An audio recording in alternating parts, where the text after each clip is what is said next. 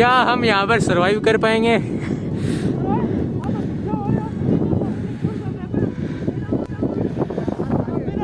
ओ भाई यार मस्त।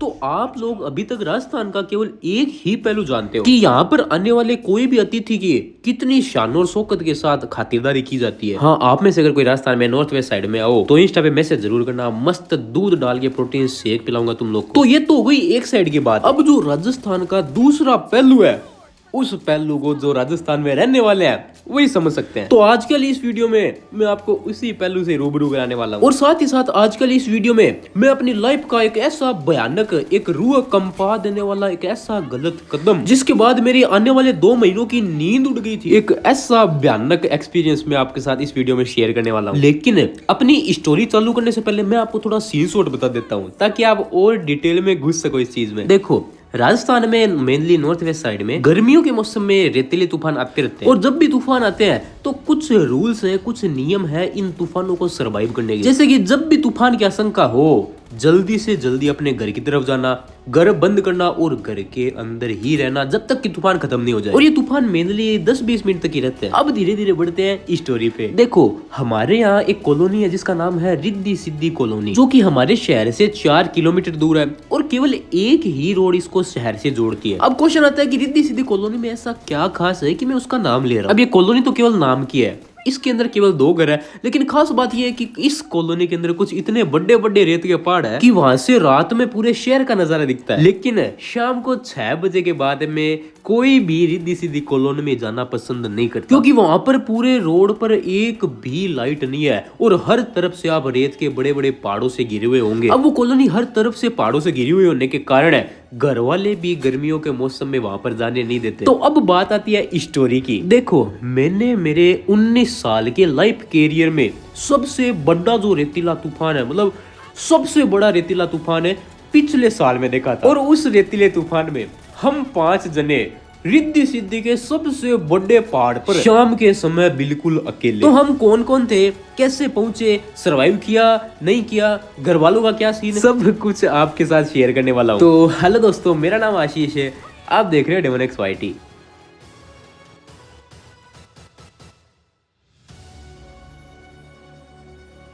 तो गर्मियों का मौसम था, हम लोग दिल्ली रिद्धि सिद्धि जाते थे क्रिकेट खेलने के लिए। तो इसी तरह 12 जून को भी हमारा प्लान बना रिद्धि सिद्धि क्रिकेट खेलने के लिए। लेकिन जब भी आंधी तूफान आता है तो थोड़ी बहुत आशंका पहले से ही होने लग जाती है। तो उस दिन घर वालों ने साफ क्लियर मना कर दिया कि रिद्धि सिद्धि नहीं जाना। तो मैंने भी उनको साफ एकदम क्लियर भरोसा दिला दिया कि रिद्धि सिद्धि नहीं जा रहे, जस्ट पास में क्रिकेट का ग्राउंड है, वहीं पे खेलने जा रहे हैं। तो हमने भी फोनों पर प्लान बना लिए थे। तो प्लान के मुताबिक ये लोग जो मेरे दोस्त, तो इन्होंने घर से थोड़ी दूर बाइक रोकी और पैदल ही मेरे को बुलाने के लिए आ गए। तो घर वालों को भरोसा हो गया, हाँ भाई लोंडे यहीं जा रहे हैं। तो अब घर से निकल के हम रिद्धि सिद्धि को रवाना हुए और थोड़ी जैसे हम वहां पर रिद्धि सिद्धि पहुंचे तो थोड़ी देर बकचोदियां पेल के हमने क्रिकेट नॉर्मली खेलना चालू कर दिया। अब हमने खेलना चालू किया ही था कि हमें दूर से ही आसमान में एक ब्लैक चादर सी ढकी हुई दिखाई दी। अब मैं झूठा गिग्गा चाड़ या सिग्मा मेल नहीं बनूंगा, हमारी फटनी चालू हो गई थी और देखते ही देखते वहां पर क्रिकेट के प्लेयर प्रस्थान करना चालू कर दिए। अब जो हम 5 आए थे साथ में, अब 5 से मेरा मतलब है पहला मैं और दूसरा मेरा दोस्त जिसका नाम है प्रखर, हम उसको प्यार से पंखा बुलाते थे।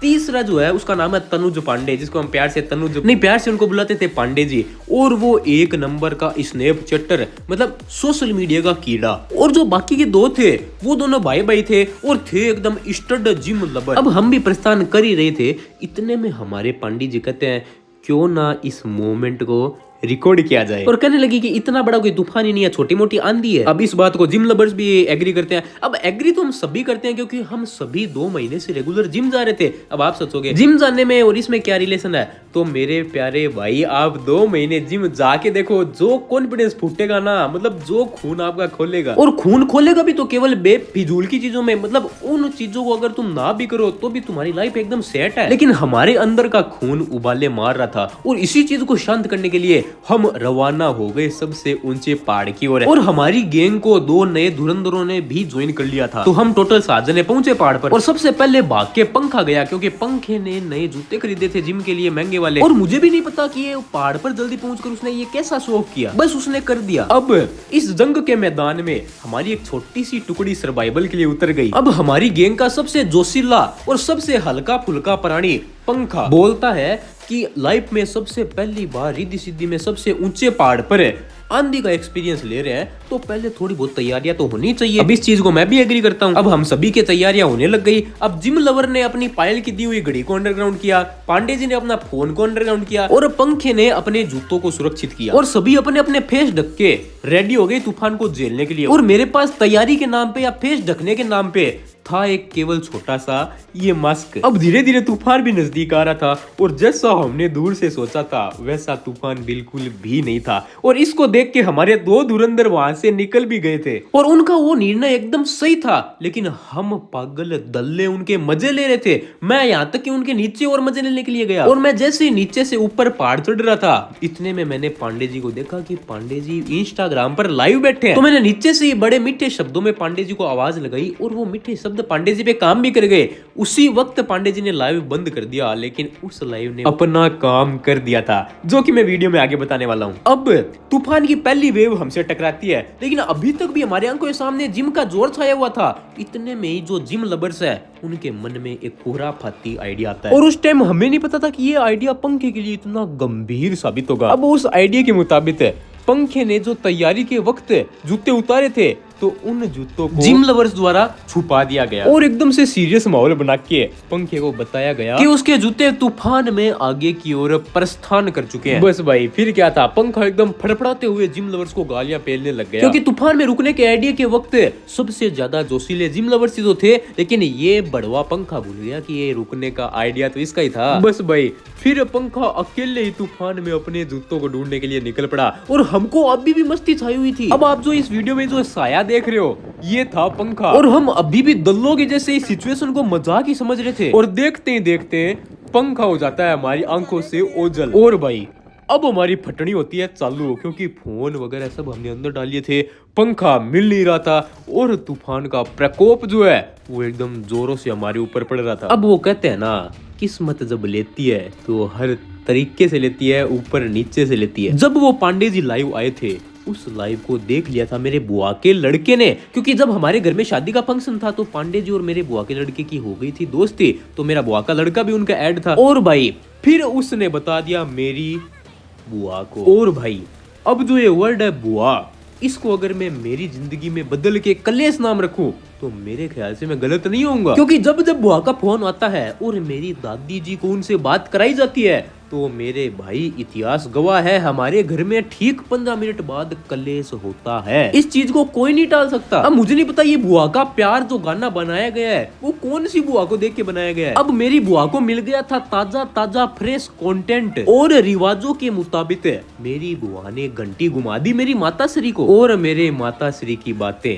हाय हाय, मैं आपको थोड़ा सा आइडिया दे देता हूँ, आप समझ जाओगे कि मान लो मेरी माता श्री बॉलीवुड फिल्मों की स्क्रिप्ट लिखे तो विलन को केवल तानों के दम पर डिमोटिवेट किया जा सकता है। अब मेरी माता श्री और मेरी ताई जी और इन दोनों ने अपनी टीम में मेरे सामने वाले पड़ोस वाली आंटी को भी ले लिया। अब ये तीनों मेरे को और मेरे दोस्तों को फोन घुमाने लग गई। अब इधर ये सिचुएशन थी कि एक हाथ को दूसरा हाथ नहीं दिख रहा था, हम 500 एक दूसरे का हाथ पकड़ के बस एक जगह बैठे थे और घुटनों के दम पर धीरे धीरे आगे चल रहे थे और पंखे को आवाजें लगाए जा रहे थे। तो फोन उठाना तो दूर की बात, हम फोन को निकाल भी नहीं सकते थे। अब सिचुएशन ये थी कि शाम हो चुकी थी, अंधेरा बढ़ चुका था, तूफान खत्म होने का नाम नहीं ले रहा था, पंखा मिल नहीं रहा था, बुआ को नया कंटेंट मिल गया, माताश्री एंड टीम फोन पे फोन घुमाई जा रही थी, तूफान हमारी ले ही जा रहा था। और अब मैं बेशरम दल्लों के जैसे भीख मांगू, नहीं इसको भीख नहीं बोलते गाइज, इसको लाइक एम बोलते हैं। अब यार मुझे नहीं पता यार इस वीडियो का रेस्पॉन्स वगैरह कैसा होगा,